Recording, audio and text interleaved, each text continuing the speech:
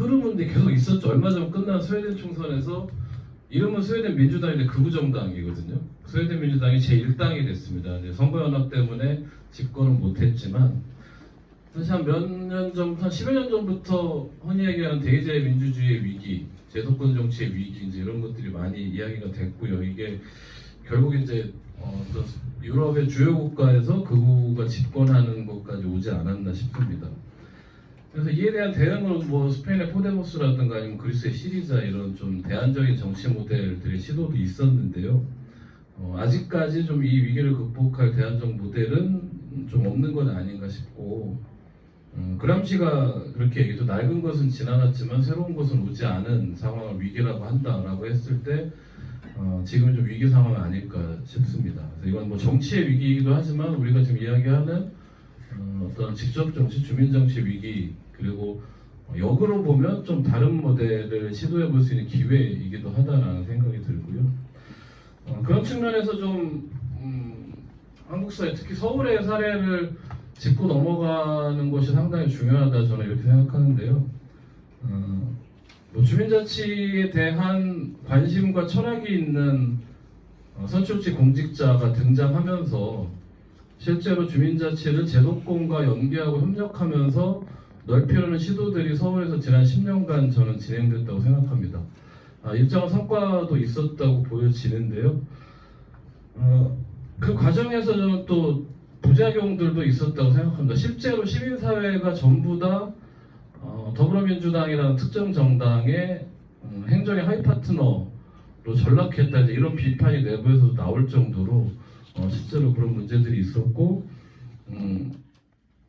이 제도권과의 연계 속에서 주민자치를 확장하려는 흐름이 오세훈이라는 다른 선출직 공직자의 등장으로 한 번의 무위로 돌아가는 것을 보면서 결국에 이 힘의 역관계의 문제에서 우리가 이야기하는 지금 주민정치, 주민들의 힘을 강화하기 위해서는 어떤 것이 필요하냐, 저는 이것들을 좀 서울의 모델들을 지켜보고 비판적으로 평가하고 성찰하면서 좀 만들어가야 되는 것이 아닌가, 좀 이런 생각들을 하고 있습니다. 그래서 뭐 단기간에 어떠한 뭐 주민정치의 모델이 만들어지는 것은 쉽지 않을 거고, 상당 기간 제도권 정치와 또 우리가 이야기하는 뭐 직접 정치라고 표현되기도 하고 주민 정치라고 표현되기도 하는 이것들의 상호적인 관계 속에서 결국에는 모델들을 만들어 가야 되는 것 아닌가. 그리고 그 속에서 앞서 얘기한 노원의 주민대회라든가 아니면 저희가 지금 논의하고 있는 이런 다양한 시도와 실험들이 좀 진행되어야 하고, 결국에는 아까 이제 제도권 정치에 대해서 많은 얘기를 해주셨는데요. 제도 정치를 바꾸려는 노력들이 상당 기간 함께 병행되어야 한다라고 생각합니다. 그래서 그건 이제 선거법의 개정도 있을 것이고, 아까 얘기한 지역정당, 사실 지역정당이 지금 대한민국 선거법 하에서는 안 되거든요. 5개 시도에 1000명 이상의 당원이 있는 5개 시도당이 있어야 창당을 할 수가 있기 때문에 뭐 이런 것들을 바꾸는 노력, 그리고 결국에 힘의 역관계, 뭐 힘의 측면에서 뭐 진보정당 운동이든 아니면 사회운동이든 뭐 주민 마을운동이든 여전히 물적 토대나 이런 것들이 부족합니다. 그래서 뭐 예를 들어 마을단체든 노동조합은 뭐 1조합원, 1회원, 1진보정당 당원 가입운동, 역으로 진보정당들은 1당원, 1단체 가입운동 뭐 등등을 상호적으로 하면서 서로 간의 역량과 토대를 확장하는 이런 고민들도 좀 필요하지 않을까, 이런 생각들을 해봤고요. 포르투알레그레라는 도시에서 당시 브라질 노동자당, 지금 브라질 대선에 이제 다시 나온 그 룰라 대통령이 당선되기 전에 이제 브라질 노동자당이 주정부들을 장악하기 시작했는데요. 이때 좀 처음 도입했고, 우리나라에서는 2003년에 이제 광주 북구에서 처음 시작이 됐고, 2005년에 지방재정법이 개정되면서 좀 본격적으로 제도화가 됐습니다. 그리고 지금은 많은 광역지자체, 기초지자체에서 좀 운영을 하고 있는데요. 사실 규모 자체는 그렇게 크지 않습니다. 서울시 기준으로 보면 2022년 기준으로 서울 전체 예산이 44조 2,200억인데 주민참여 예산이 4천억이 안 되는 수준이고요. 강북구는 더 미비해서요. 전체 예산 8,275억 원 중에 5억 원 규모 정도로 이게 이제 진행이 되고 있습니다. 그래서 규모 차원에서도 좀 한계가 있고요. 좀 제도의 취지를 제대로 구현하지 못하는 운영 때문에 실제로 뭐 아까 뭐 CCTV나 이런 이제 민원 해소용 사업들이 집중된다거나 아니면 사실 기초지자체들은 재정 자립도가 상당히 낮습니다. 그래서 시비를 얼마나 따오느냐가 핵심이고 강북구는 행사에서 이제 시의원도 소개하는 멘트가 있거든요. 강북구의 넉넉한 살림살이를 위해서 노력하시는 서울 시의원이라고 대놓고 얘기해요.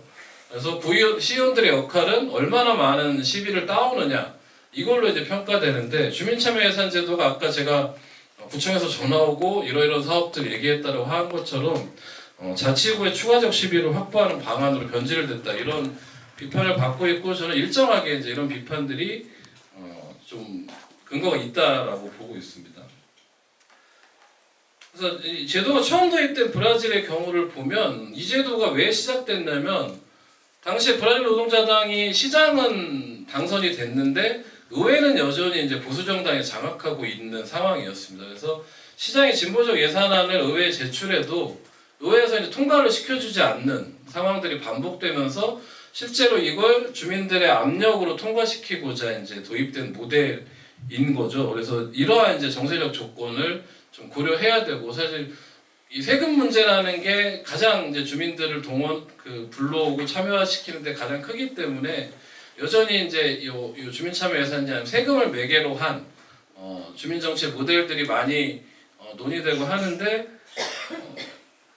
좀 이제 의제 확장을 고민하는 것들도 좀 검토하고 해봐야 되지 않냐 이런 고민들이 좀 들었고 그래서 제가 요즘 주목하는 건 이제 참여형 일자리 보장제 모델을 지역에서 그래서 뭐 지금 사실 아까 이제 뭐 천하영 의원님 발제할 때 지금의 어떤 조건 그리고 사실 뭐 전지구적 위기 상황이잖아요. 자본주의 자체가 이제 초래하고 있는 위기도 있고 기후 위기라는 이제 지구가 버티지 못하는 이런 위기들이 있어서 새로운 사회 모델들을 도입해야 되는데 주민 참여 모델에 이제 이런 것들을 도입해서 아예 설계를 해나가는 이 고민들을 좀 해보는 것이 어떨까 하는 고민을 좀 하고 있습니다. 그래서 예를 들어 일자리 보장제 같은 경우는 일할 준비가 되어 있고 일할 의사가 있는 모든 개인에게 정부가 일자리를 보장하는 이런 정책입니다. 이것도 여러 가지 유형이 있긴 한데요.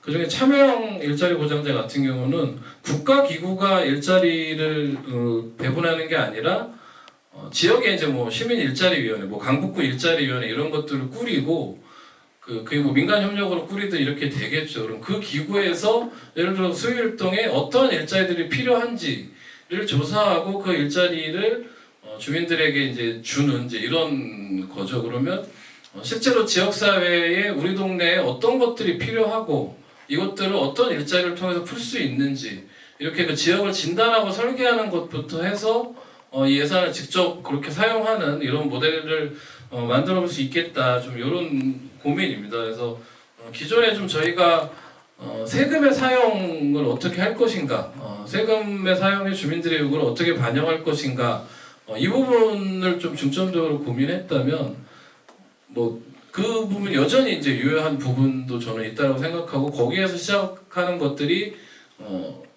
축적되어 온 것들이 있기 때문에 일정하게 그럴 필요도 있다고 생각하지만 이런 부분을 같이 좀 연계해서 고민하는 방식이 앞으로 이제 고민됐으면 좋겠다. 그리고 그래서 참여 일자리 보장제 같은 경우는 어쨌든 지금 시대적으로 요청되는 돌봄의 문제 아니면 안전의 문제 그리고 기후정의의 문제 이런 것들을 주민들이 참여하는 위원회나 기구를 통해서 우리 동네에서 어떤 일자리들이 필요한지 자본주의적 방식으로는 일자리로 될 수 없지만 지역사회 그리고 지역사회를 유지하고 전체적인 사회를 지속가능하게 만드는데 필요한 일자리들을 주민들의 논의로 풀어나가는 이런 고민까지 좀 확장하는 노력까지를 포함해서 좀 다양한 시도들을 강북구에서 진행해봤으면 좋겠다. 좀 이런 말씀으로 제 토론을 마치도록 하겠습니다. 네, 이상입니다.